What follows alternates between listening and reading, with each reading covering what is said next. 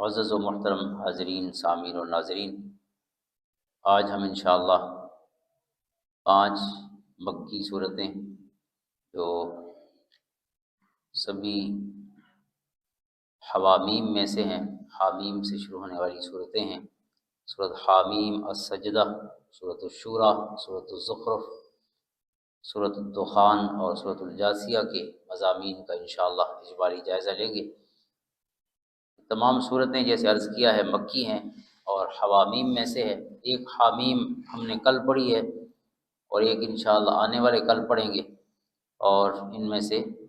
جو 5 ہیں وہ آج پڑھی ہیں، تو ٹوٹل 7 حوامیم ہیں جن کے بارے میں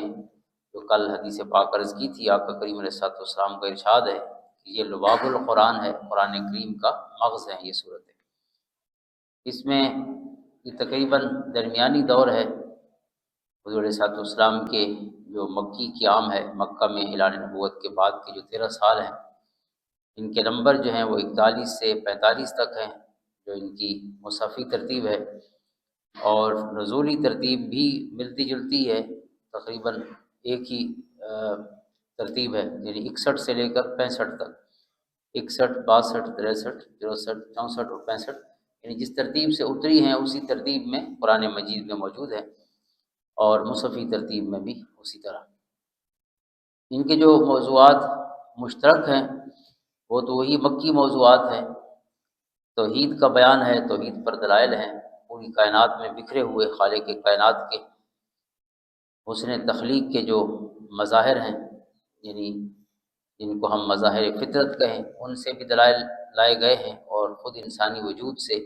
انسان کے اندر موجود اللہ تعالیٰ کی نعمتوں کا وہ ایک ذخیرہ جو انسان کے اندر موجود ہے، اس سے بھی دلائل لائے گئے ہیں۔ اور دوسرا قیامت کا ذکر ہے، حشر و عشر کا ذکر ہے، حساب و کتاب کا ذکر ہے، اور پھر یہ تمام دلائل ہوتے ہیں حضور علیہ السلام کی نبوت اور رسالت کی صداقت ثابت کرنے کے لیے۔ اس لیے جو رسالت ہے حضور علیہ السلام کی، وہ ایک مین موضوع ہے، توحید اور رسالت جو چلتا ہے، اور یہ سارے موضوعات آپس میں انٹر کنیکٹڈ ہیں۔ پہلی سورہ مبارکہ سورۃ حامیم السجدہ، جو 24ویں پارے کے آخری حصہ سے شروع ہوتی ہے، اس میں شروع میں قرآن کریم ہی کی عظمت کا بیان ہوا ہے۔ حامیم تنزیل من الرحمن الرحیم، حامیم اتارا گیا ہے یہ قرآن رحمان و رحیم کی طرف سے۔ کتاب فصلت آیاتہ، یہ ایسی کتاب ہے جس کی آیتیں تفصیل سے بیان کر دی گئی ہیں۔ قرآن عربی، یہ عربی قرآن ہے، لقوم یعلمون، ان لوگوں کے لیے ہے جو علم رکھتے ہیں۔ بشیرا و نذیرا، یہ مجدہ سنانے والا اور بر وقت خبردار کرنے والا ہے۔ فاعرض اکثرهم فهم لا يسمعون، بئی وجہ، بئی ہمہ، اس حقیقت کے باوجود کہ یہ قرآن اپنے اندر کتنی روشنی اور نور رکھتا ہے، کچھ لوگوں نے منہ پھیر لیا، بلکہ اکثر نے منہ پھیر لیا، فہم لا یسمعون، اور وہ اسے قبول نہیں کرتے،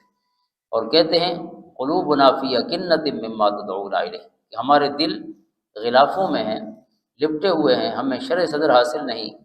اس چیز کے بارے میں جس کی طرف آپ ہمیں بلاتے ہیں۔ وفی آذاننا وقر، اور ہمارے کانوں میں گرانی ہے۔ ومن بیننا وبینک حجاب، اور ہمارے اور آپ کے درمیان حجاب ہے۔ فاعمل اننا عاملون، آپ اپنا کام کریں، ہم اپنے کام میں لگے ہوئے ہیں۔ یعنی یہ کفار کا جو جواب تھا اس کو بیان فرمایا۔ اور اس کی جو ابتدائی آیات ہیں اس کے شان نزول میں یہ بھی ہے، یعنی جو علماء کرام نے، مفسرین نے جو واقعات ساتھ ذکر فرمائے ہیں، کہ عتبہ بن ربیعہ قریش سردار یا سرداران قریش کے نمائندے کے طور پر، یہ خود بھی سردار تھا، حضور علیہ السلام کی بارگاہ میں آیا۔ یہ اس وقت جب حضرت امیر حمزہ، حضور علیہ السلام کے چچا رضی اللہ عنہ، مسلمان ہو چکے تھے، اور حضرت عمر رضی اللہ عنہ نے ابھی اسلام قبول نہیں کیا تھا، درمیانی عرصہ تھا۔ تو انہوں نے آپ کے سامنے جو آپشن رکھے کہ آپ اگر ہمارے بادشاہ یا امیر بننا چاہتے ہیں تو ہم آپ کو بنا دیتے ہیں، اگر آپ کوئی پیسہ یا دولت چاہتے ہیں تو آپ کے لیے وہ بھی ارینج کر دیتے ہیں، یا اور مختلف آپشن رکھے، آپ کو نعوذ باللہ کوئی تکلیف ہے تو اس کا علاج کر دیتے ہیں، لیکن آپ ہمارے بتوں کے خلاف بولنا چھوڑ دیں، اور یہ جو ہمارے آبا کا دین چلا آ رہا ہے اسی دین پہ ہی آپ قائم رہیں۔ تو جب اس نے یہ آپشن آپ کے سامنے رکھا تو آپ نے اس کے سامنے یہ ابتدائی آیات تلاوت فرمائی سورۃ حامیم السجدہ کی، اور اس میں آگے پھر اللہ تعالیٰ کی توحید پر، اس کے وحدہ لا شریک ہونے پر دلائل ہیں، اور تخلیق سماوی طبقات کا ذکر ہے۔ تو پھر جب حضور علیہ السلام اس آیت تک پہنچے فَإِنْ أَعْرَضُوا فَقُلْ أَنذَرْتُكُمْ صَاعِقَةً مِثْلَ صَاعِقَةِ عَادٍ وَثَمُودَ، اگر پھر بھی انہوں نے روگردانی کی اور منہ پھیرا تو آپ فرمائیے کہ پھر میں نے تمہیں ڈرایا ہے اس کڑک سے جو عاد و سمود کی کڑک کی مانند ہوگی، یعنی اگر آپ نہیں مانیں گے تو آپ کی طرف بھی اسی طرح کا عذاب آ سکتا ہے جو عاد و سمود کی طرف آیا۔ تو جب اس نے یہ کلمات سنے تو پھر کفار مکہ کی طرف، دیگر سرداروں کی طرف گیا اور اس نے قسم اٹھا کے کہا کہ جو کچھ محمد صلی اللہ علیہ وسلم نے مجھے سنایا ہے، اللہ کی قسم نہ وہ شعر ہے نہ وہ کہانت ہے، اور میں یہ آپ کو مشورہ دیتا ہوں کہ آپ اس پہ خاموش ہو جائیں، جو بھی فیصلہ ہوگا اگر عرب آپ کو مان جائیں گے اور آپ کے قریب آ جائیں گے اس پیغام کو مان کر تو پھر یہ تمہاری ہی حکمرانی ہوگی، اور اگر خدا نہ خواستہ کوئی اور معاملہ ہوا تو پھر خود ہی فیصلہ ہو جائے گا۔ لہٰذا اس نے کفار کو، اپنے جو ساتھی تھے، انہیں کسی بھی قسم کے ریئیکشن سے یا رد عمل سے بچایا، اور قرآن کی حقانیت کی یہ خود گواہی دی کہ یہ کسی انسان کا کلام بھی نہیں ہے اور کسی شاعر کا کلام بھی نہیں ہے، اس کلام کے اندر ضرور کوئی ایسی بات ہے کہ جو اسے دل تک پہنچاتی ہے، دلوں پر اس کی جو تاثیر پیدا ہوتی ہے وہ اس کی سچ ہونے اور حقانیت کی دلیل ہے۔ تو اس کے بعد پھر قوم عاد و سمود کا ذکر ہے، اور جس طرح انہوں نے جھٹلایا اور اللہ کا عذاب آیا، ظاہر ہے یہ کفار مکہ کو ڈرایا جا رہا ہے۔ اور پھر خاص طور پہ یہ جو قوم عاد کا یہ جملہ ہے، قرآن کریم نے اس کو بیان کیا، قالوا من اشد منا قوہ، کیونکہ یہ بڑی طاقتور قوم تھی جسمانی طور پر بھی اور اپنے علم اور تجربے اور سائنس اور ٹیکنالوجی میں بھی، تو وہ کہتے تھے کہ ہم سے زیادہ طاقتور کون ہے؟ تو اس کو جواب دیا گیا ان کے اس قول کا، اولم یروا ان اللہ الذی خلقہم ان اللہ الذی خلقہم هو اشد منہم قوہ، کیا انہوں نے نہیں جانا کہ وہ اللہ جس نے انہیں پیدا کیا ہے وہ ان سے زیادہ قوی ہے؟ یعنی یہ کہہ رہے ہیں کہ ہم سے زیادہ طاقتور کون ہے، تو انہیں کہو کہ اگر تھوڑا سا آپ اپنے دماغ کو استعمال میں لائیں تو یہ تو آپ سمجھ سکتے ہیں کہ جو تمہیں بھی پیدا کرنے والا ہے تو وہ تم سے تو زیادہ طاقتور ہوگا، جو تمہارا خالق اور مالک ہے۔ پھر انہیں عذاب خزی، رسوائی والے عذاب کی وعید سنائی گئی، کہ قوم سمود کا ذکر ہے، اور یہاں ایک اور حقیقت کو بھی بیان فرمایا گیا ابتدائی آیات میں کہ اللہ تعالیٰ نے جو تخلیق فرمایا مختلف طبقات، تو اس میں ذکر ہے کہ جعل فیہا رواسیا من فوقہا وبارک فیہا وقدر فیہا اقواتہا فی اربعۃ ایام، اللہ تعالیٰ نے زمین میں گڑے ہوئے پہاڑ پیدا فرمائے جو اس کے اوپر ہیں، اور زمین کے اندر اللہ نے برکتیں رکھ دی، اور اس میں اللہ تعالیٰ نے غذائیں رکھ دی۔ ہر زندہ چیز جو زمین پہ موجود ہے اس کی غذا زمین کے اندر موجود ہے، باہر جتنے انسان ہیں، حیوان ہیں، بلکہ خود جو پودے زمین سے نکلتے ہیں وہ اپنی خوراک خود پیدا کرتے ہیں۔ ہم جو حیوان ہیں، انسان بھی حیوان اسپیشی کا حصہ ہے، حیوان ناطق ہو کر ہم حیوانوں سے الگ ہو جاتے ہیں، ورنہ ہم ہیں جو اسپیشی ہے، جو نو ہے وہ حیوانوں کی ہے۔ حیوان جو ہیں یہ ڈیپینڈنٹ ہے، ہم خوراک باہر سے لیتے ہیں، لیکن یہ جو زمین سے نکلنے والی جتنی اللہ کی مخلوق ہے جو نباتاتی ہے، وہ اپنی خوراک خود پیدا کرتی ہے، وہ ڈیپینڈنٹ نہیں، وہ انڈیپینڈنٹ ہے۔ پودے جو ہیں وہ اپنی خوراک زمین سے ہی لیتے ہیں، آپ ان کو پانی لگائیں گے وہ ان کی ضرورت ہے، لیکن زرخیزی اور سب کچھ زمین سے ہی آئے گا۔ وہ اپنے لیے بھی خوراک پیدا کرتے ہیں اور خود بھی دوسروں کے لیے خوراک ہوتے ہیں، میوہ ہے یا اناج ہے، مختلف چیزیں۔ تو بہرحال جو کچھ بھی ہے زندہ چیزیں، اللہ فرماتا ہے ہر ایک کا رزق زمین کے اندر موجود ہے، اور بارک فیہا، آپ یہ ڈر دل سے نکال دیں کہ اگر 7-8 ارب بندے ہو گئے ہیں تو اب بھوکے مر جائیں گے، فرمایا اللہ نے برکت بھی ساتھ رکھی ہے، لہٰذا جتنے بھی ہو جائیں ختم نہیں ہوں گے۔ آپ یہ کام کریں کہ تقسیم ٹھیک کریں، جو اللہ تعالیٰ نے پورا قرآن دیا ہے اس لیے کہ دولت کو کیسے تقسیم کرنا ہے۔ وہ جو طبقاتی ہم نے ایک نظام کیا ہوا ہے کہ امیر امیر تر ہوتا جا رہا ہے، غریب غریب تر ہوتا جا رہا ہے، تو وسائل کو صحیح ترتیب دے، انصاف کرے،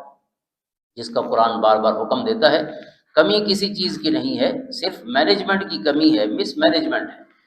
تو یہی بنیادی مسئلہ ہے مس مینجمنٹ کا، جو انسانوں کو ہمیشہ درپیش رہا ہے، اور اس لیے اللہ تعالیٰ نے انصاف پر مبنی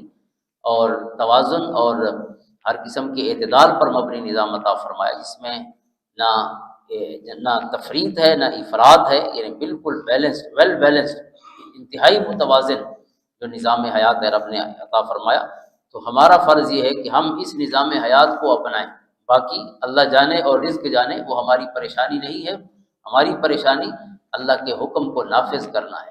جیسے آگے بھی ان آیتوں ان صورتوں میں یہ حکم کثرت سے ہے، جیسے کل عرض کیا تھا کہ توحید فی العقیدہ جیسے ہوتی ہے، یا فی العلم ہے، یا علمی توحید ہے، اسی طرح جو عملی توحید ہے، تو اس میں زیادہ سٹریس اور فوکس عملی توحید پر ہے، کہ عملی طور پر ہماری زندگی میں بھی اللہ کا نظام ہو، اللہ کی حکومت ہمارے اوپر بھی نظر آئے، ہمارے گھر میں بھی نظر آئے،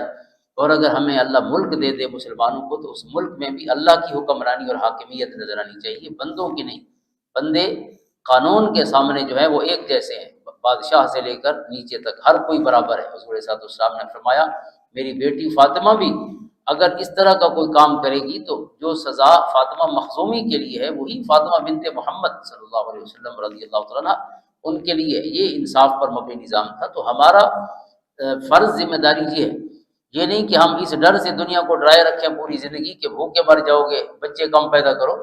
بچوں کو ترتیب سے رکھنا یا انہیں تعلیم دلانا وہ والدین کا فرض ہے۔ وہ انفسکم واہلیکم نارا، وہ ایک الگ حکم ہے، اور پھر عزل کی صورت میں اس کے لیے بھی ہمارے پاس احکام موجود ہیں۔ لیکن بھوک کے ڈر سے جو ہے یہ کہنا کہ بندے کم ہوں کہ بھوکے مر جائیں گے، یہ جو ہے اللہ تعالیٰ کی جو رزاقیت ہے یا اس کی جو ذمہ داری ہے رزق کی، یہ گویا اس کے انکار ہے عملی طور پر۔ اور جب قرآن نے یہ اعلان کر دیا کہ ہر زندہ چیز کا رزق زمین میں ہے اور اس میں برکت بھی ساتھ ہے، ختم نہیں ہوگا، جتنا استعمال ہوگا اللہ تعالیٰ اسے اتنا بڑھاتا بھی چلا جائے گا۔ اس کے بعد پھر قیامت کا ذکر ہے اور حساب و کتاب کا ذکر ہے، کس طرح انسان کے اپنے جلد بھی اس کے خلاف گواہی دے رہے ہوں گے، اس کا ذکر ہے۔ اور پھر قرآن کریم کے حوالے سے جو ریئیکشن تھا کفار کا، تو کفار قرآن کی تاثیر کے اتنے قائل تھے اور متاثر تھے، جیسے کہا ہے ربیہ کا واقعہ، تو یہ جو ان کا قول ہے یہ بھی ان کے اس جو ذہنی طور پر ان کا جو اعتراف ہے اس کی دلیل ہے۔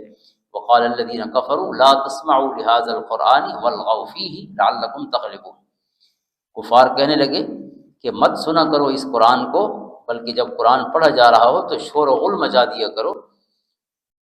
تاکہ اس کی جو یہ جو تلاوت ہے تم پہ اثر نہ کرے، لعلکم تغلبون، تاکہ تم غالب آ جاؤ، کیونکہ تم علم سے قرآن کا جواب نہیں دے سکتے، قرآن کے جو عقلی یا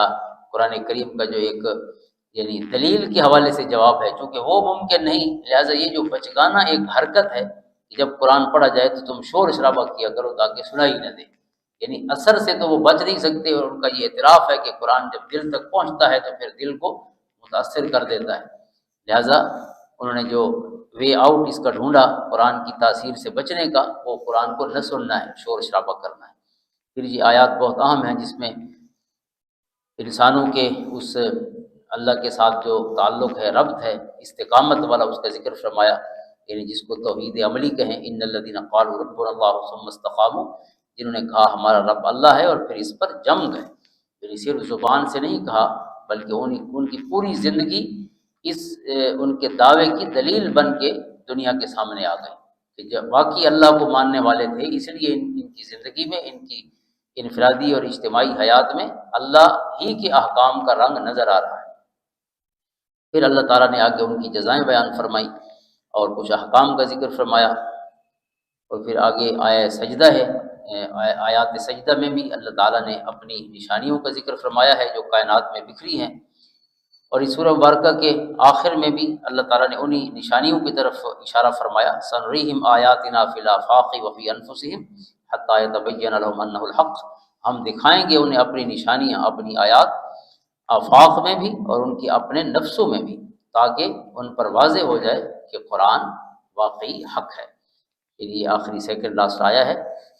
اور یعنی اللہ تعالیٰ کی ایک تو یہ آیات ہیں قرآن میں جو 6236 کے قریب ہیں، لیکن ان آیات کے علاوہ بھی جو کچھ کائنات میں موجود ہے اللہ تعالیٰ کے حسن تخلیق کا وہ ایک مظہر ہے، ایک حقیقت کے طور پہ موجود ہے۔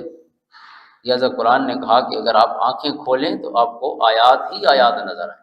نشانیاں ہی نشانیاں جو آپ کو اپنے خالق سے ملا دیں اور اس رب سے ملا دیں جو کائنات کو پالنے والا ہے۔ اور اس میں ایک آیت ہے جو آگے بھی پھر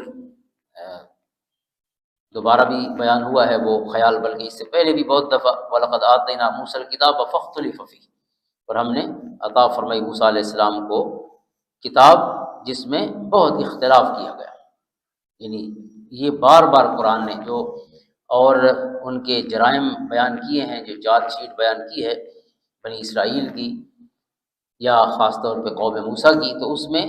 یہ بھی ساتھ تھا کہ اللہ کی کتاب میں اختلاف کرنے لگے۔ تو اختلاف اللہ کے ہاں محمود نہیں ہے کہ اللہ کے کلام میں اختلاف کیا جائے اور جنگ و جدل اور جھگڑوں کا ماحول بنایا جائے۔ تفرقہ بازی اس کی وجہ سے پھر ذاتیات اور یعنی انسان جیسے گالم گلوچ کی نوبت ہوتی ہے یا جنگ و جدل کی، اس تک اتر آیا جائے۔ علمی اختلاف اور چیز ہے اور جاہلانہ اختلاف اور چیز ہے۔ اس لیے جو علمی اختلاف ہے اس میں متانت ہونی چاہیے، جیسے قرآن نے فرمایا جو 3 اصول ہیں دعوت کے، ان میں تیسرا ہے وَجَادِلْهُمْ بِالَّتِي هِيَ أَحْسَنُ، اگر مجادلہ بھی ہو تو اس میں بھی حسن جھلکتا ہوا نظر آنا چاہیے، اس سے بھی حسن چھلکے، یہ نہیں کہ بازاری اور سوکیانہ زبان استعمال ہو۔ تو اللہ کی آیتوں میں اختلاف کو اللہ نے پسند نہیں فرمایا، بلکہ ان پر جو اللہ کا عذاب آیا اس کی ایک وجہ یہ ہے کہ انہیں شہادت علی الناس کے منصب سے، دنیا کی امامت کے منصب سے محروم کیا گیا بنی اسرائیل کو، تو اس کی ایک وجہ اللہ کی کتاب میں اختلاف تھا۔ آج کی جو آخری ہماری صورت ہے اس میں بھی اس اختلاف کا ذکر ہے، اور یہ بلکہ بہت دفعہ ذکر ہوا ہے، بلکہ ہمیں حکم بھی ہے لا تکونوا کالذین تفرقوا واختلفوا من بعد ما جاءهم البینات، ایمان والوں کو ہی خطاب چل رہا ہے ان آیات میں کہ ان لوگوں کی طرح نہ ہو جانا کہ جو فرقہ فرقہ ہو گئے، اور جب ان کے پاس اللہ کی کتاب روشن آیتیں موجود تھی تو پھر بھی ان میں اختلاف کرنے لگے، بجائے اس کو سمجھنے کے اور خاموشی اختیار کرنے کے، اس کو بھی انہوں نے جھگڑے کا سبب بنا لیا اللہ کے کلام کو۔ تو یہاں بھی یہ بیان ہوا۔ اور پھر سورۃ شورا ہے جو اس کا نام ہے شورا، وہ اس کے ایک لفظ سے ہے جو آگے ایمان والوں کی صفات بیان ہوئی ہیں جنہیں اللہ تعالیٰ آخرت میں کامیابیاں و کامرانیاں عطا فرمائے گا۔ تو اس کے لیے ایک ان کی خوبی ہے امرہم شورا بینہم، کہ وہ آپس کے جو معاملات ہیں وہ باہمی مشورے سے حل کرتے ہیں، اور یہ صفت اللہ تعالیٰ کو پسند ہے، باہمی مشورے والی، اپنی رائے تھوپنا نہیں چاہیے، چاہے کوئی حکمران بھی ہو۔ اسلام کا شورائی نظام ہے، جو بھی ہمارے خلفائے راشدین میں سے جو 4 ہستیاں جو بھی تخت پہ بیٹھے، تو یہ نہیں کہ انہوں نے اپنی رائے اور مرضی کو حتمی طور پر امپوز کیا، بلکہ شورائی نظام تھا جس میں جو صاحبان عقل و فہم اور صاحبان بصیرت لوگ تھے انہیں شامل کیا گیا، خصوصاً جنہیں اولو الاحلام والنہا کہا جاتا ہے، قرآن و حدیث کو بھی بہتر سمجھنے والے تھے، اور حضور صلی اللہ علیہ وسلم کی صحبت کا فیض بھی سب سے زیادہ رکھنے والے تھے۔ تو ان لوگوں کو شریک کیا گیا اس شورا کی جو مجلس تھی، تاکہ ان سے مشورہ لیا جائے۔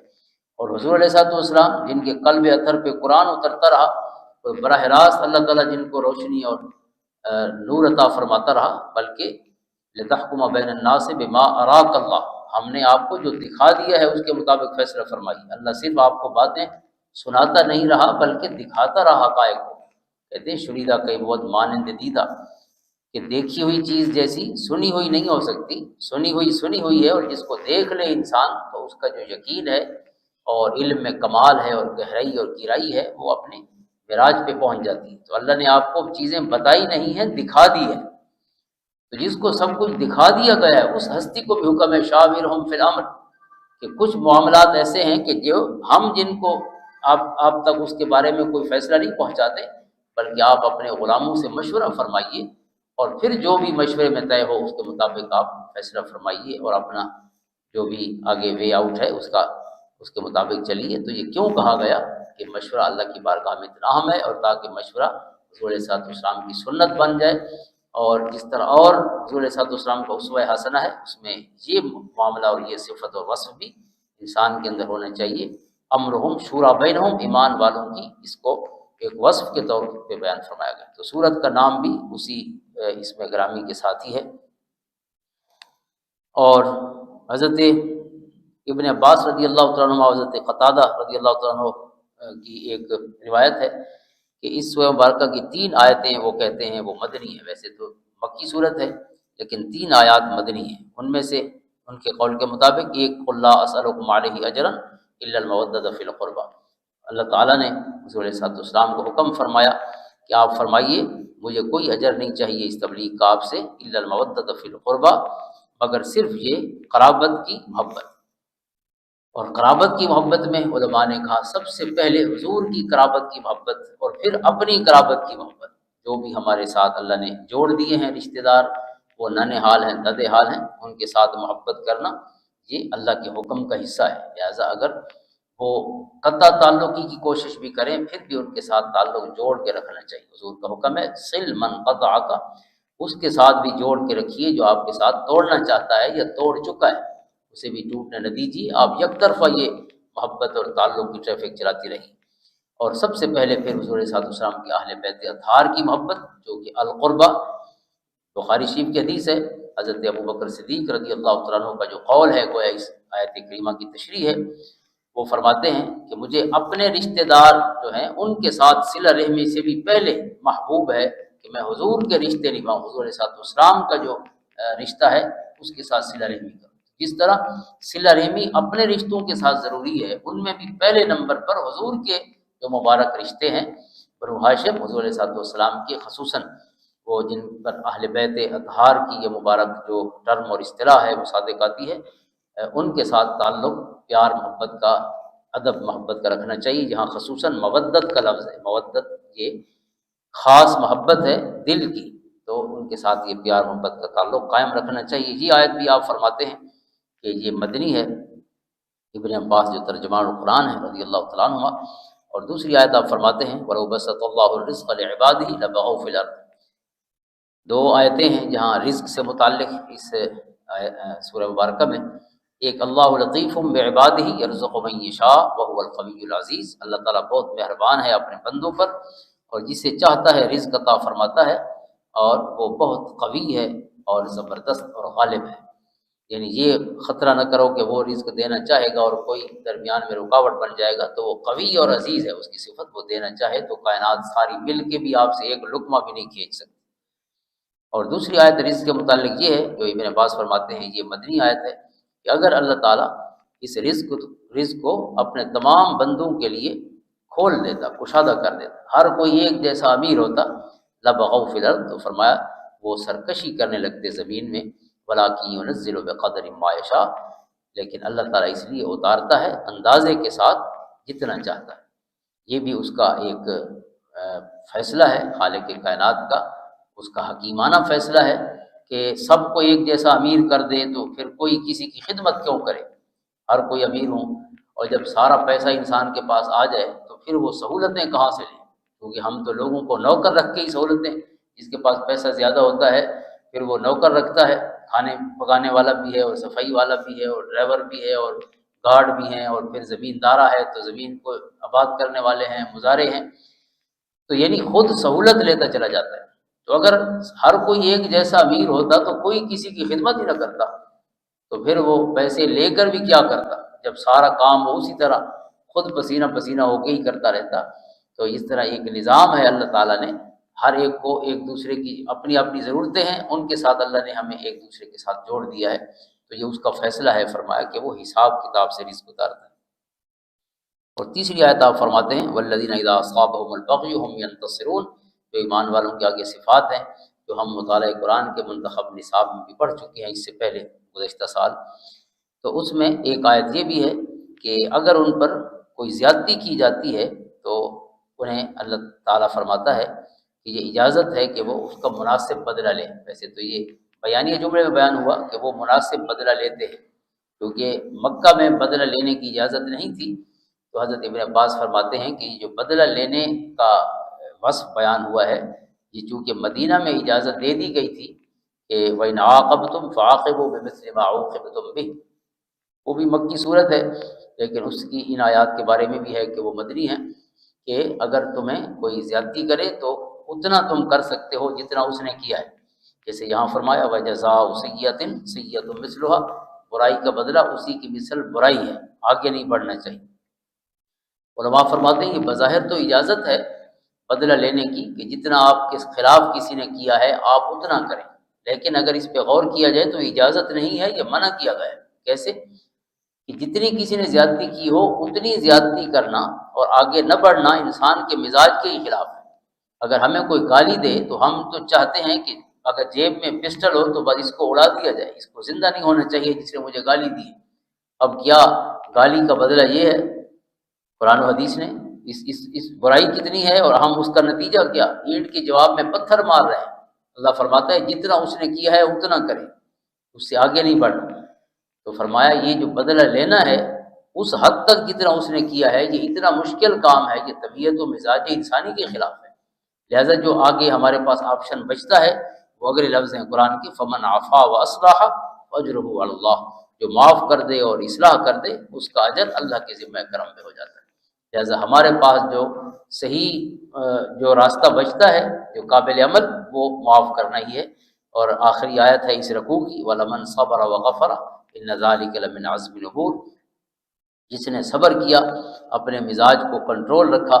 اور معاف کر دیا، یہ بہت بڑے عزیمت کے اور ہمت کے کاموں میں سے ہے۔ پہلوانوں کا کام ہے معاف کرنا، کمزور آدمی معاف نہیں کر سکتا۔ کمزور آدمی تو اسے نیند نہیں آئے گی جب تک وہ بدلہ نہیں لے لے گا۔ تو پہلوان وہ ہے کہ جو اللہ پہ چھوڑ کے بے فکر ہو کے سو جائے، اپنی نیندیں جو ہے وہ برباد نہیں کرتا فضول کی اس ذہنی ٹینشن میں کہ میں اس کو اینٹ کا جواب پتھر سے کیسے دوں، اسی پلاننگ میں آتی زندگی اپنی ضائع کر دے، اپنا سکون ضائع کر دے۔ اور اس میں جو مدنی صورتوں کا مکی صورتوں کا مبارک انداز ہے، بہت سے دلائل اللہ تعالیٰ کی وحدانیت پر اور اس کے وجود پر ہوئے ہیں، اور خصوصاً اس کا جو آغاز ہے وہ قرآن کریم کی عظمت سے ہی ہے۔ اس صورت کا کذالک یوحی حامیم عین سین قاف، یہ حروف مقطعات ہو گئے۔ کذالک یوحی الیک والی الذین من قبلک اللہ العزیز الحکیم، اسی طرح وحی فرماتا رہا ہے آپ کی طرف اور ان پیغمبروں کی طرف جو آپ سے پہلے گزرے ہیں، وہ اللہ جو زبردست ہے اور بہت دانا ہے۔ تو یہ وحی کا یہ سلسلہ جاری ہے، اور اسی طرح آپ کی طرف بھی یہ وحی آئی ہے۔ اور اس میں یہ آیت بھی بہت اہم ہے جو اقامت دین کے حوالے سے اپنے اندر بڑا اہم پیغام رکھتی ہے۔ مثلا شرع لکم من الدین ما وصى به نوحا والذی اوحینا الیک وما وصینا به ابراہیم وموسیٰ وعیسیٰ ان اقیموا الدین ولا تتفرقوا فیہ، جیسے پہلے عرض کیا ہے کہ یہ توحید عملی، یعنی عملی طور پر موحد ہونا، یہ ہے کہ انسان کے عمل میں اللہ کے احکام کی روشنی موجود ہو۔ تو فرمایا اس اللہ نے مقرر فرمایا ہے تمہارے لیے وہ دین جس کا اس نے حکم دیا تھا نوح کو، اور جسے ہم نے بذریعہ وحی بھیجا ہے آپ کی طرف، یعنی جیسے حضرت نوح علیہ السلام کو اللہ کے احکام آئے تھے اسی طرح آپ کی طرف بھی یہ وحی کا نور آیا ہے، اور جس کا ہم نے حکم دیا تھا ابراہیم، موسیٰ اور عیسیٰ علیہ السلام کو کہ اسی دین کو قائم رکھنا۔ ان اقیم الدین، قائم رکھنے کا مطلب یہ ہے کہ میری زندگی میں دین ہونا چاہیے، میرے معاشرے میں دین ہونا چاہیے، میری معیشت میں دین ہونا چاہیے، میرے تعلقات اور معاملات میں دین ہونا چاہیے۔ یہ دین کا قیام ہے۔ ہم زبانی حد تک تو اللہ کا کرم ہے، وہ بھی اس نے توفیق دی ہے کلمہ پڑھنے کی، لیکن اللہ کو اس حد تک نہیں مطلوب کہ بس تم نے کہہ دیا زبان سے ربنا اللہ اور بات ختم ہو گئی۔ ثم استقاموا، جیسے پچھلی صورت نے کہا، اس کے بعد آپ کا عمل بتائیں کہ آپ واقعی اللہ کو ایک مانتے ہیں۔ ہم بولتے اپنی مرضی کا ہے، اپنا دل ٹھنڈا کر دیں۔ جہاں اختلاف ہو گیا، جب تک دل ٹھنڈا نہیں ہوا، نہ زبان کو روکا ہے نہ ہاتھ کو روکا ہے، پوری زندگی تھک ہار کے اور پھر کہتے ہیں کہ ہم مسلمان بھی ہیں۔ مسلمان تو وہ ہے کہ جس کے ان لمحات میں قرآن اس کو روشنی فراہم کرے اور شریعت کی طرف آئے کہ شریعت کیا کہتی ہے۔ بیوی کے ساتھ جھگڑا ہوا ہے تو 3 طلاق دے کے پھر آیا مفتی کے پاس کہ آپ بتاؤ کیا کرنا ہے۔ اب وہ یہی کہے گا کہ آپ فارغ ہو گئی ہے، تو پہلے آتے نا تاکہ یہ بچ جاتی اور آپ ابغض الحلال کا ارتکاب نہ کرتے۔ جو اللہ کو سب سے زیادہ ناپسند ہے وہ کسی رشتے کو توڑنا ہے۔ تو یہ رشتہ جو اللہ فرماتا ہے میرے 2 لفظوں سے حرام حلال ہو گیا ہے نکاح کی صورت میں، لہٰذا اس رشتے کو جس نے جذبات میں 2 لمحوں میں توڑ دیا، وہ بھی کہتا ہے میں بھی مسلمان ہوں۔ مسلمان تو وہ ہے کہ اینگر مینجمنٹ کے وہ اصول جو قرآن نے دیے ہیں کہ غصے پہ کیسے قابو پانا ہے۔ آج ہی ہم یہ آیت پڑھی ہے، اسی صورت مبارکہ میں ہے اذا ما غضبوا هم یغفرون، مومن وہ ہے کہ جب غصہ آتا ہے تو معاف کر دیتے ہیں۔ تو ہم معاف کرنے کہاں جائیں گے؟ اپنی زندگی کا کبھی خود ہی تجزیہ کریں کہ ہم نے زندگی میں کبھی کسی کو معاف کیا ہے پوری زندگی؟ جہاں ہمارا بس چلتا ہو، جو زور آور ہوتے ہیں انہیں تو ہر کوئی معاف کر دیتا ہے، جہاں کچھ کر نہیں سکتے۔ معاف کرنا وہاں ہوتا ہے جہاں ہم 100% اختیار رکھتے ہیں، اپنے بچے ہیں، اپنی بیوی ہے، یا وہ کمزور لوگ ہمارے ماتحت ہیں، جہاں ہمارا اختیار ہے وہاں کبھی معاف بھی کیا ہے، یا وہاں پورے یعنی گن کے ایک ایک لفظ کا بدلہ دیا ہے۔ تو قرآن تو کہتا ہے ایمان والے وہ ہیں جن کے لیے اللہ نے اپنے پاس وہ ما عند اللہ خیر و ابقیٰ، اللہ کے پاس جو ہمیشہ رہنے والی دائمی نعمتیں ہیں جن کے لیے تیار فرما رکھی ہیں، ان کی صفت تو یہ ہے کہ جب غصہ آتا ہے تو معاف کر دیتے ہیں۔ والکاظمین الغیظ والعافین عن الناس، تو پیچھے ہم مدنی صورتوں میں پڑھ چکے ہیں، سورۃ آل عمران میں، کہ ان کی صفت ہے غصے کو پی جانے والے۔ تو اللہ فرماتا ہے کہ ہم نے اقیم الدین، انہیں بھی وحی اس لیے کی تھی کہ اس دین کو اپنی زندگیوں پر نافذ کریں۔ یہ الماریوں کے لیے نہیں دے رہے کہ قرآن تمہاری الماریوں کی زینت بنا رہے اور رمضان شریف میں ایک دفعہ سن لیں اور سنا لیں اور پھر بھول جائیں۔ فرمایا نہیں، قرآن اس لیے آئے کہ قرآن تمہاری زندگیوں کی صورت میں کائنات کے سامنے نظر آتا رہے۔ اور پھر فرمایا ولا تتفرقوا فیہ، اور تفرقہ نہ ڈالنا اس میں۔ اب ہم جس کو بھی کہتے ہیں کہ اللہ نے تفرقے سے منع کیا ہے، وہ کہتا ہے کہ وہ دوسرا ڈالتا ہے، میں نہیں ڈالتا، دوسرا ڈالتا ہے، اور ہر کوئی اپنا حصہ پوری طرح شامل کرتا ہے جتنا اس کو توفیق ہے۔ اب وہ پتہ نہیں توفیق کس کی طرف سے کہنی چاہیے، چونکہ جو اللہ کے حکم کے خلاف توفیق ہو وہ اللہ کی طرف سے تو نہیں ہو سکتی۔ تو قرآن کا یہ بھی حکم ہے دین کو قائم کریں، ولا تتفرقوا فیہ۔ پچھلی صورت میں بھی اسی تفرقوں کی بات کی ہے، تفرقہ جو حضرت موسیٰ علیہ السلام کی قوم نے کیا بعد میں، اور ہمیں بھی منع کیا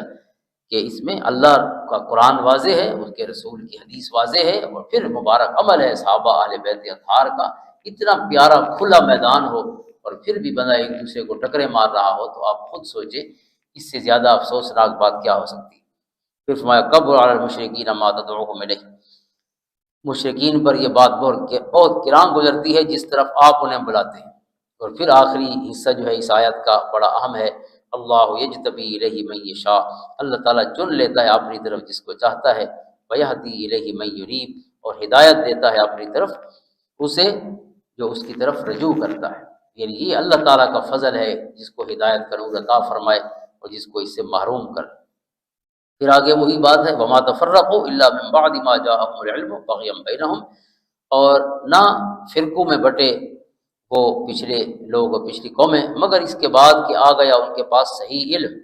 اور یہ تفرقہ محض باہمی حسد کی وجہ سے، بغیم بینہم، دین اور مذہب کی جو روشنی ہے وہ حاصل کرنا مقصود نہیں تھا، آپس میں حسد، وہ مولوی میرے آگے مجھ سے آگے کیوں بڑھ جائے، وہ پیر مجھ سے آگے کیوں بڑھ جائے۔ اس حسد میں فرمایا علمی اختلاف شروع ہوا، مطلب علم کا کوئی نہیں تھا، نہ انہیں نور چاہیے تھا، جسے نور چاہیے تھا اس کو جھگڑے سے کیا مطلب تھا۔ فرمایا یہ جو بغیم بینہم، باہمی حسد کی وجہ سے اللہ کی کتاب کو انہوں نے بازیچہ اطفال بنائے رکھا، اسی کو جھگڑے کا سبب، جو جھگڑے ختم کرنے آئی تھی کتاب، وہی کتاب جو ہے اسی کو پکڑ کے پوری زندگی ٹکرے مارتے رہے ایک دوسرے کو۔ اور پھر ایک آیت کریمہ ہے، مختصر ہے، چھوٹی آیت ہے، لیکن اس میں اللہ نے اپنے محبوب کو، ہمارے پیارے آقا صلی اللہ علیہ وسلم کو 10 حکم دیے ہیں۔ یعنی یہ یوں سمجھیے کہ ایک جامعیت کی اور کمپریہنسونیس کی ایک بہت بڑی عظیم مثال ہے۔ فَلِذَٰلِكَ فَادْعُ وَاسْتَقِمْ كَمَا أُمِرْتَ وَلَا تَتَّبِعْ أَهْوَاءَهُمْ۔ ترجمہ یہ ہے بس اے محبوب صلی اللہ علیہ وسلم اس دین کی طرف آپ دعوت دیتے رہیے، پہلا حکم ہے، وَاسْتَقِمْ كَمَا أُمِرْتَ، اور جیسے حکم کیا گیا اسی طرح ثابت قدم رہیے، وَلَا تَتَّبِعْ أَهْوَاءَهُمْ، اور ان کی خواہشات کی پیروی نہ فرمائیے۔ اور اگلی بات وَقُلْ آمَنْتُ بِمَا أَنزَلَ اللَّهُ مِنْ کتاب، اور فرمائیے کہ میں ایمان لایا ہر اس کتاب پر جو اللہ نے نازل کی، وَأُمِرْتُ لِأَعْدِلَ بَيْنَكُمْ، اور مجھے حکم دیا گیا ہے کہ میں عدل کروں تمہارے درمیان۔ پھر اللہ ربنا وربکم، اللہ ہمارا بھی رب ہے تمہارا بھی رب ہے، لنا اعمالنا ولکم اعمالکم، ہمارے لیے ہمارے اعمال ہیں تمہارے لیے تمہارے اعمال، لا حجت بیننا وبینکم، کسی بحث و تکرار کی ضرورت نہیں ہمارے اور تمہارے درمیان، یعنی اب بحث و فضول بحث کی ضرورت نہیں ہے، علمی بحث تو اور چیز ہے، وہ تو پورا قرآن فرماتا ہے، دلائل دیتا ہے، لیکن غیر ضروری صرف مزے لینے والی، اللہ یجمع بیننا، اللہ ہم سب کو جمع کرے گا یعنی قیامت کے دن، وَإِلَيْهِ الْمَصِيرُ 10ویں بات ہے، اور اسی کی طرف ہی سب نے پلٹنا ہے۔ تو یہ وہ حقیقت ہے جس کا اعلان فرمایا گیا۔ اور پھر اس سورہ مبارکہ کے آخر میں ایک وحش کا مسئلہ بیان ہوا ہے کہ اللہ تعالیٰ کسی بشر سے کلام نہیں فرماتا، وما کان لبشر ان یکلمہ اللہ، کسی بشر کی یہ مجال نہیں یا اس کے اندر یہ صلاحیت نہیں ہے کہ اللہ اس سے کلام کرے۔ ہاں، اللہ جب کلام کرتا ہے تو اس کے تین انداز ہیں، ایک ہے الا وحیا کہ اللہ تعالیٰ وحش فرماتا ہے، اس پیغمبر کے دل میں کوئی چیز ڈال دیتا ہے، دوسرا او من وراء حجاب، یا اس سے کلام کرتا ہے پردے کے پیچھے، جیسے حضرت موسیٰ علیہ السلام سے کلام فرمایا، اور تیسرا انداز ہے او یرسل رسولا،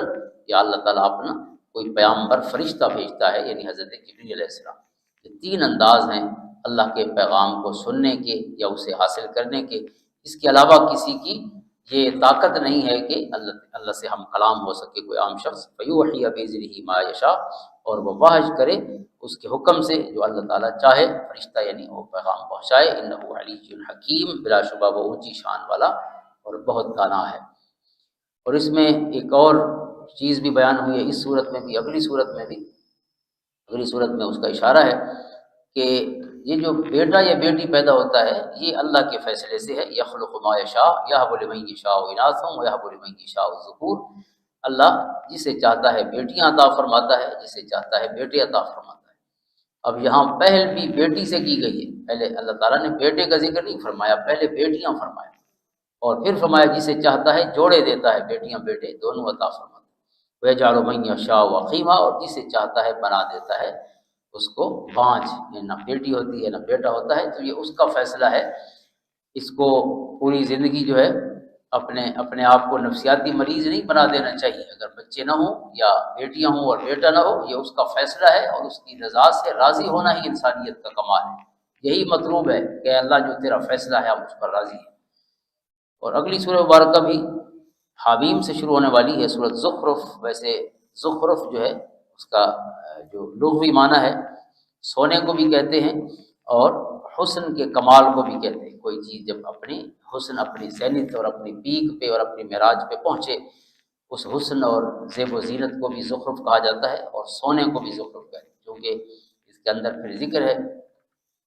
زخرف کا اس کی آیات میں، تو اسی نسبت سے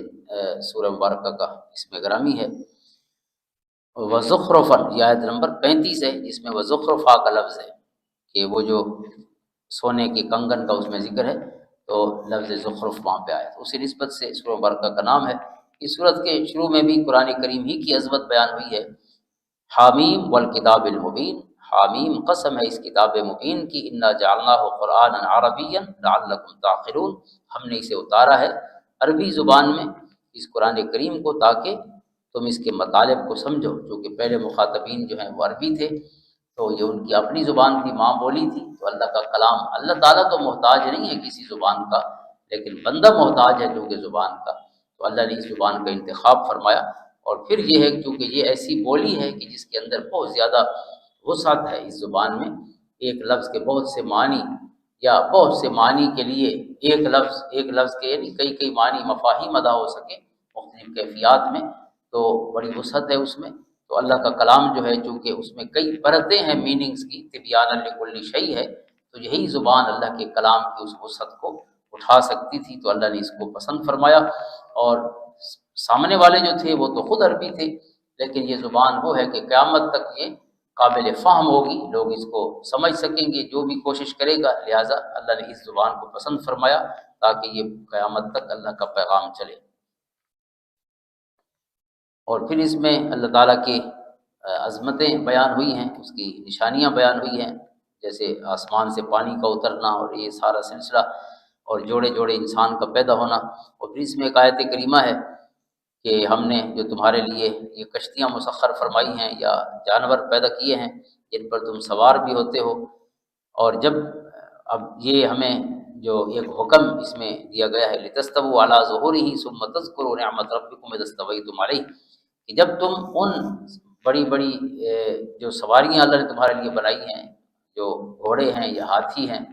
اب یہ بڑے منہ زور جانور تھے، لیکن اللہ نے انسان کے لیے ان کو مسخر کر دیا اور وہ اس انداز میں مانوس ہو گئے کہ ہم ان سے خدمت لیتے ہیں۔ اور آج کل کی جو سواریاں ہیں دیو ہیکل قسم کے جہاز ہیں اور ہوا میں اڑ رہے ہیں، یا بڑے بڑے جہاز جو بحری ہیں پانی میں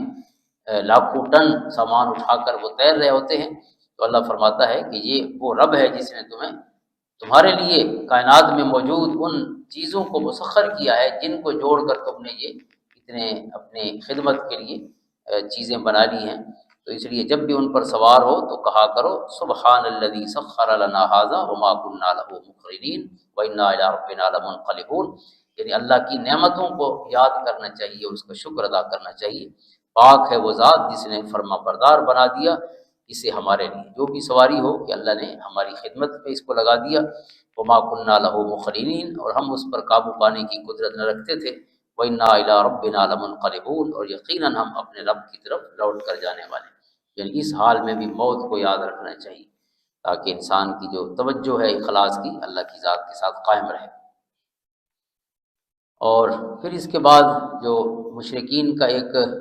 جھوٹا بیان تھا کہ اللہ تعالیٰ کے جو فرشتے ہیں وہ اللہ کی بیٹیاں ہیں، تو اس کی تردید فرمائی گئی ہے۔ اور پھر حضرت ابراہیم علیہ السلام کا ذکر خیر ہے آگے، اور پھر ایک اور حقیقت کو بیان فرمایا گیا کہ جو اعتراض تھے مشرکین مکہ کے، ایک اعتراض تھا بلکہ دونوں اکٹھے بیان ہوئے ہیں دو آیتوں میں، وَلَمَّا جَاءَهُمُ الْحَقُّ قَالُوا هَذَا سِحْرٌ وَإِنَّا بِهِ كَافِرُونَ، کہ جب یہ کلام ان کے پاس آیا تو انہوں نے کہا کہ یہ تو جادو ہے، اس لیے ہم اس کو نہیں مانتے، نعوذ باللہ، قرآن کو جادو کہا، سحر کہا۔ اور دوسرا اعتراض یہ ہے قالوا لولا نزل هذا القرآن على رجل من القريتين عظيم، انہوں نے کہا کہ یہ قرآن جو ہے ان دو بستیوں میں سے، طائف اور مکہ میں سے، جو سب سے بڑا آدمی ہو سیاسی طور پہ، اس پر کیوں نہیں اترا؟ یعنی جو ہمارے سیاسی حکمران ہیں جن کے ہاتھ میں اس وقت باغیں تھیں ان کی سیاست کی، تو فلاں شخص پہ قرآن کیوں نہیں اترا، آپ پر کیوں اترا ہے؟ یعنی یہ وہ بونے قسم کے سوالات تھے، جاہلانہ قسم کے۔ تو اللہ تعالیٰ نے کئی جگہ اس کا جواب دیا ہے، اللہ اعلم حیث یجعل رسالتہ، یہاں فرمایا اہم یقسمون رحمت ربک، اللہ کی رحمت تم بانٹنے والے ہو، یہ تو اس کا فیصلہ ہے کہ کس کو اپنی رحمت کے لیے منتخب فرماتا ہے، لہذا اس نے جس کو چن لیا ہے اس کے چنے ہوئے لوگ ہیں، یہ مصطفیٰ ہیں اور مجتبیٰ ہیں، منتخب ہستیاں ہیں، یہ تمہاری مرضی سے نہیں اللہ کی مرضی سے ہی منتخب ہوتے ہیں۔ لہذا اللہ نے جس کو اعلیٰ اور کامل انسان تم میں سے پایا ہے تمام انسانوں میں، اس سے اللہ تعالیٰ نے اپنی واحش کا نور عطا فرمایا۔ تو اس اعتراض کا اس انداز میں جواب دیا، اور قرآن کا جو سحر والا جواب ہے وہ تو پورے قرآن میں بار بار موجود ہے، یہ قرآن کی آیتیں ہیں جو حق بیان کر رہی ہیں، تو لہٰذا اور خاص طور پہ وَإِنَّهُ لَذِكْرٌ لَكَ وَلِقَوْمِكَ وَسَوْفَ تُسْأَلُونَ، گویا یہ اس اعتراض کا جواب ہے کہ قرآن جادو ہے، تو فرمایا جادو نہیں، یہ نصیحت ہے، تمہیں اچھا انسان بنانا چاہتی ہے، عقائد میں بھی اور اعمال میں بھی تمہاری اصلاح کے لیے یہ کتاب مجید اتاری گئی ہے۔ اور پھر حضرت موسیٰ علیہ السلام کا ذکر ہے، اور پھر قرآن آگے قرآن کریم نے مزید تفصیل میں فرعون کی جو بدتمیزیاں تھیں ان کو بھی بیان کیا ہے، اور خصوصاً جو شرک فی الملک ہے، جیسے میں نے پہلے بھی کہا ہے کہ یہ توحید خالص عملی طور پر بھی اور عقیدے کے لحاظ سے ذہنی اور فکری طور پر بھی علمی طور پر بھی یہ تمام صورتیں جو ہیں انسان کے اندر پیدا کرتی ہیں۔ تو اس میں فرعون کا ایک کہنا ہے کہ ونادى فرعون في قومه قال يا قوم أليس لي ملك مصر وهذه الأنهار تجري من تحتي، اس نے کہا کہ فرعون نے اپنی قوم سے کہا کہ کیا اس ملک مصر کا مالک میں نہیں ہوں، اور یہ جو نہریں جہاں رواں دواں ہیں کیا یہ میرے حکم سے نہیں بہہ رہی؟ افلا تبصرون، تم دیکھ نہیں رہے ہو کون مالک ہے؟ ام انا خیر من هذا الذي هو مهين ولا يكاد يبين، نعوذ باللہ، حضرت موسیٰ علیہ السلام اور ان کے رب سے کہا کہ میں ان سے زیادہ بہتر ہوں، نعوذ باللہ۔ فلولا القی علیہ اسورۃ من ذهب وجاء معه الملائکۃ مقترنین، کہ ہم بات مان لیتے ہاں اگر حضرت موسیٰ سے آسمان سے سونے کے کنگن اترتے یا ان کے ساتھ کوئی فرشتے قطار در قطار ہوتے ہمیں نظر آتے تو پھر تو حضرت موسیٰ کی بات مانتے۔ یعنی تقریباً وہی اعتراض ہیں جو مشرکین مکہ کر رہے تھے اللہ تعالیٰ نے کہا کہ یہ اعتراض بھی اس طرح کے جو فضول قسم کے ہیں یہ پہلے بھی ہوتے رہے، تو اس کا پھر جواب دیا گیا ہے۔ اور پھر حضرت ابن مریم یعنی حضرت عیسیٰ بن مریم کا ذکر خیر ہے، جس طرح مکی صورتوں میں ہوتا ہے، اور پھر توجہ دلائی گئی ہے کفار کو، اور پھر یہ اہم اعلان ہے کہ الاخلاء یومئذ بعضهم لبعض عدو الا المتقین، کہ ساری گہری دوستیاں ختم ہو جائیں گی مگر متقی جو ہیں وہ اس دنیا میں جیسے دوست ہیں، فرمایا حشر میں بھی ایسے ہی دوست رہیں گے۔ یہ دوستی جو اللہ کے لیے لگی ہے وہ یہاں ختم نہیں ہوگی، اللہ تعالیٰ اس کو قیامت کے دن بھی جاری رکھے گا، اس کے دین کی خاطر ہے، اس کی رضا کی خاطر ہے۔ اللہ تعالیٰ ایسی دوستیاں لگانے کی توفیق عطا فرمائے۔ اگلی سورہ مبارکہ سورۃ دخان ہے۔ دخان دھوئیں کو کہتے ہیں۔ قیامت کی جو علامتیں بیان ہوئی ہیں ان میں سے ایک علامت جو ہے وہ دھواں ہے۔ فرتقب یوم تأتی السماء بدخان مبین، انتظار کریں اس دن کا جب ظاہر ہوگا آسمان پر صاف نظر آنے والا دھواں۔ تو اسی نسبت سے یعنی قیامت کی علامتوں میں سے ایک علامت دخان ہی اس سورہ مبارکہ کا نام ہے۔ اور شروع میں قرآن کریم ہی کی عظمت کا ذکر ہے۔ حامیم والکتاب المبین، انا انزلناہ فی لیلۃ مبارکۃ انا کنا منذرین، بے شک ہم نے اتارا اسے ایک برکت والی رات میں، ہماری یہ شان ہے کہ ہم بر وقت خبردار کر دیا کرتے ہیں۔ فیہا یفرق کل امر حکیم، اسی رات میں فیصلہ کیا جاتا ہے ہر اہم کام کا۔ تو قرآن کی عظمت سے ہی سورہ مبارکہ کا آغاز ہوا، اور پھر ذکر ہے حضرت موسیٰ علیہ السلام کا، اور پھر قوم فرعون کا اور ان کے جھٹلانے کا، جیسے پچھلی صورت میں تھا۔ تو حضرت موسیٰ علیہ السلام کا یہ پیغام تھا اللہ تعالوا علی اللہ، کہ اللہ کے مقابلے میں سرکشی اختیار نہ کرو، انی آتیکم بسلطان مبین، کہ میں لے کر آیا ہوں تمہارے پاس اپنی رسالت کی روشن دلیل۔ تو یعنی یہ ایک تسلی بھی تھی حضور علیہ السلام کو اور آپ کے غلاموں کو کہ اس طرح کے تکذیب کے معاملات اور جو مظالم ہیں دیگر انبیاء پر بھی آتے رہے، اس طرح وہ آزمائشوں سے گزرتے رہے، اور ساتھ ساتھ جو ان پر آنے والے عذاب کی جو وعیدیں تھیں وہ ان کفار مکہ کو سنانا مقصود تھا، کہ نتیجہ یہی رہا ہے۔ اور پھر اس میں دوسرا رکوع جو ہے اس کے آخر میں آیتیں ہیں، ان یوم الفصل میقاتہم اجمعین، قیامت کی حقیقت کو بیان فرمایا گیا، یقیناً فیصلے کا دن ان سب کو دوبارہ زندہ کرنے کے لیے مقرر ہے۔ یعنی فیصلے کا دن جس دن فیصلہ ہونا ہے وہ مقرر ہے، جس دن سب اللہ کے سامنے کھڑے ہوں گے۔ یوم لا یغنی مولا عن مولا شیئا ولا هم ینصرون، جس دن کوئی دوست کسی دوست کے ذرا کام نہیں آئے گا، ولا هم ینصرون، اور نہ ان کی مدد کی جائے گی، الا من رحم اللہ، سوائے ان کے جن پر اللہ نے رحم فرمایا ہے۔ اللہ رحم فرمائے گا تو اس دن بھی دوست مل جائیں گے، اور اس دن بھی مددگار اس کے فضل سے عطا ہو جائیں گے، اور سب سے بڑا مددگار وہ خود ہے، انہ هو العزیز الرحیم، بے شک وہ سب پر غالب ہے، ہمیشہ رحم فرمانے والا ہے۔ تو یہ آیتیں جو ہیں قیامت کے دن کا اعلان کرنے والی، حضرت امام بخاری رحمۃ اللہ تعالی کے استاذ ہیں حضرت علی بن المدینی رضی اللہ تعالیٰ عنہ، وہ فرماتے ہیں، سیر علام النبلاء میں ہے، وہ فرماتے ہیں کہ ہمارے جو استاذ تھے حضرت یحییٰ بن سعید القطان، وہ حدیث کے بہت بڑے ماہر تھے، خصوصاً جو حدیث کا ایک علم ہے اسماء الرجال، اس کے سب سے پہلے اس نے لکھوایا ہے رجال پر جو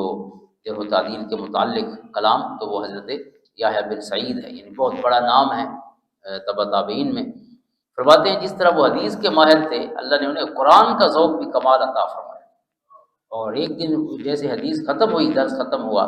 تو ہم نے گزارش کی کہ اب ہمیں اللہ کی کتاب سنائیں، پہلے اس کے رسول کا کلام سناتے رہے، اب رب کا کلام سنائیے۔ تو فرمایا انہوں نے سورۃ دخان شروع فرمائی، یہ سورت پڑھتے آئے، اور جب ان آیتوں پر پہنچے جو ہم اب پڑھ رہے ہیں، ان یوم الفصل میقاتہم اجمعین، سب لوگوں نے فیصلے کے دن اس کے سامنے کھڑا ہونا ہے۔ فرمایا جب یہ پڑھا تو آپ بے ہوش ہو گئے اور آگے نہ پڑھ سکے، اور جب ہوش آیا تو پھر یہی آیت پڑھی اور پھر بے ہوش ہو گئے۔ ان یوم الفصل میقاتہم اجمعین، کوئی شک نہیں کہ اس ہم ہستی کے سامنے کھڑے ہوں گے کہ جو مرضی کا مالک ہے، سب اختیار جس کے پاس ہے، وہ پوچھے گا لمن الملک اليوم، آج بتاؤ کس کا اختیار ہے، آپ آج بتاؤ بادشاہ کون ہے۔ آپ نخرے کرتے رہے، میری اجازت کے بغیر یہ کیوں کر دیا، میری اجازت کے بغیر وہ کیوں کر دیا، آج بتاؤ کس کی اجازت پہ کرنا ہے اور کس کی اجازت پہ نہیں کرنا۔ اجازت تو اللہ کی ہونی چاہیے، جب اس کا حکم ہے تو پھر اس کے سامنے انسان کا سر بھی اور دل بھی جھکا ہونا چاہیے۔ اپنی انا کو ہی ہم پوری زندگی اس کی یعنی اس کو موٹا کرنے میں لگے رہے، اس کی تسکین میں لگے رہے، اور کچھ نہیں تھا۔ بعض اوقات تو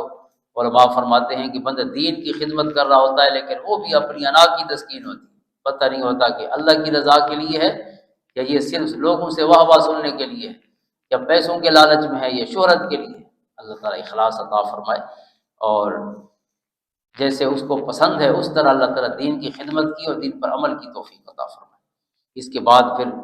جو منکرین ہیں ان کے لیے جہنم کے عذاب کی وعید ہے،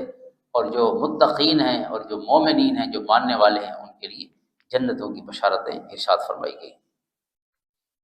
اور اگلی اور آخری جو سورہ مبارکہ ہے سورۃ جاثیہ ہے، اور یہ جاثیہ جو ہے یہ ایک کیفیت ہے۔ اللہ فرماتا ہے کہ قیامت کے دن کیا کیفیت ہوگی، فرمایا ہر قوم اللہ کی بارگاہ میں جھکی ہوگی۔ کس کیفیت میں؟ جاثیہ کہتے ہیں ہاتھ جوڑ کر اور گھٹنوں پر بیٹھنا، گھٹنوں کے بل بیٹھ کر، جیسے انسان آدھا اٹھا ہو، گھٹنوں کے اوپر کھڑا ہو اور ایسے ہاتھ جوڑے ہو کہ اے اللہ ہمیں معاف کر دے۔ فرمایا یہ کیفیت ہوگی، تو لہٰذا اس دن آنے سے پہلے کچھ سوچ لینا چاہیے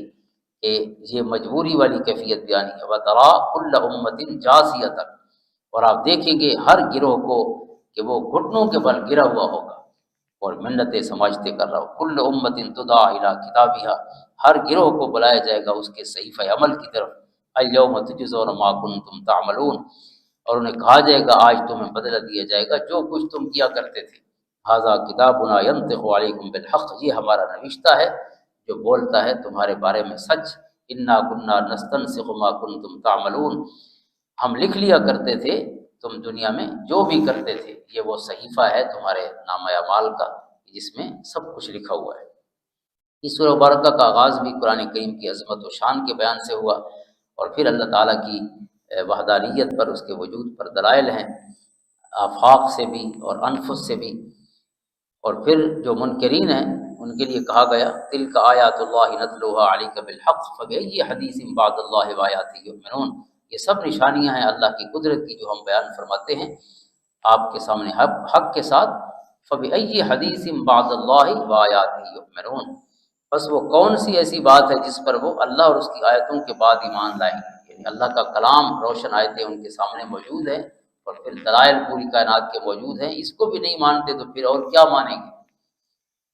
اور پھر اللہ تعالیٰ نے اس احسان کو بیان فرمایا کہ اللہ نے جو انسان کے لیے ہر چیز کو مسخر کر دیا، وسخر لکم ما فی السماوات وما فی الارض جمیعا منہ، پہلے سمندروں کا، کشتیوں کا ذکر فرمایا، پھر فرمایا آسمانوں اور زمین میں جو کچھ ہے ہم نے سب کو تمہارے لیے فرما بردار بنا دیا، تمہاری خدمت پہ لگا دیا۔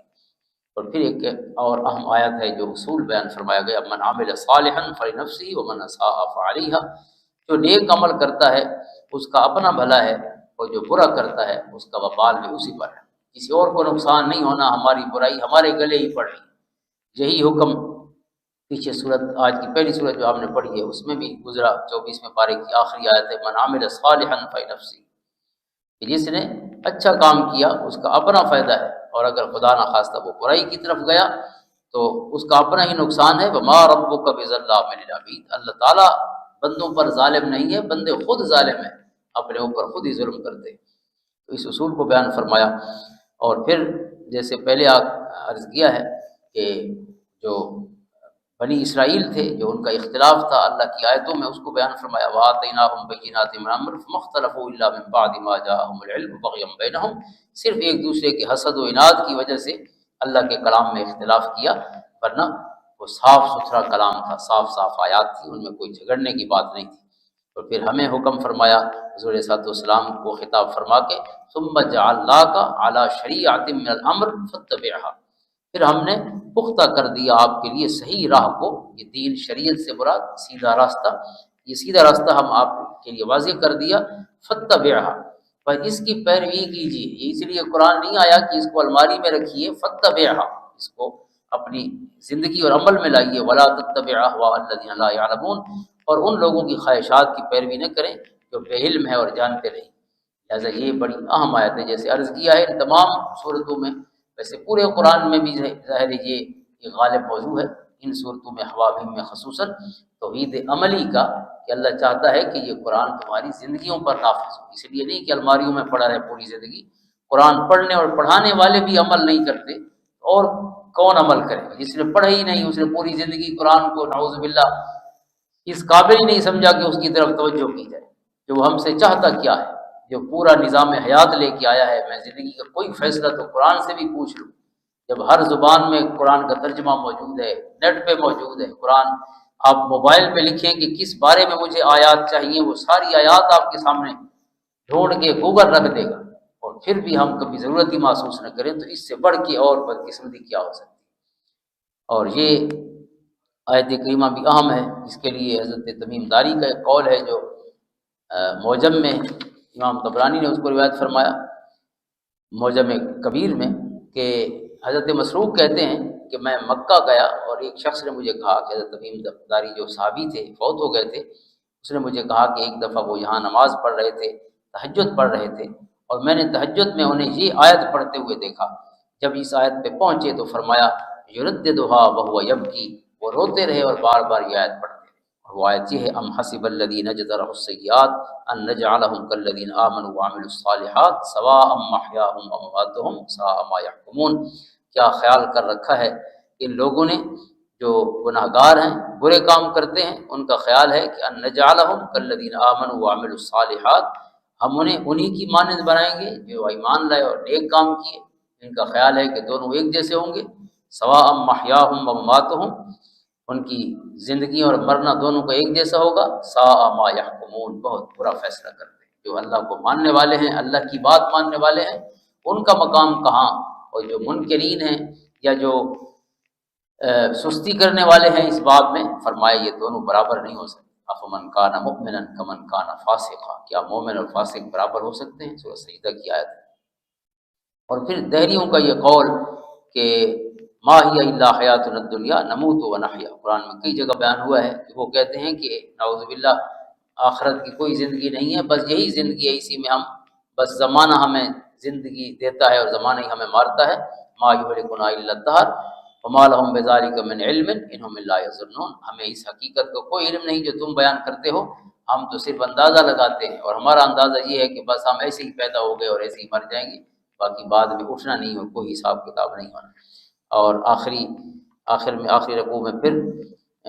قیامت کا ذکر ہے اور اچھے برے لوگوں کا ذکر ہے، کامیاب اور ناکام لوگوں کا ذکر ہے، اور آخری آیات جو ہیں وہ خالق کائنات کی حمد و ثنا پر یہ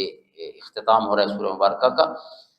فَلِلَّهِ الْحَمْدُ رَبِّ السَّمَاوَاتِ وَرَبِّ الْأَرْضِ رَبِّ الْعَالَمِينَ، بس اللہ ہی کے لیے سب تعریفیں ہیں جو آسمانوں کا رب ہے، جو زمین کا رب ہے، جو سارے جہانوں کا رب ہے۔ وَلَهُ الْكِبْرِيَاءُ فِي السَّمَاوَاتِ وَالْأَرْضِ، فقط اسی کے لیے بڑائی ہے اور کوئی بڑا نہیں ہے، بڑا صرف وہ ہے، باقی وہی بڑا ہو سکتا ہے اس کی بارگاہ میں جو چھوٹا ہو جائے۔ بڑے سے مراد اکرم اور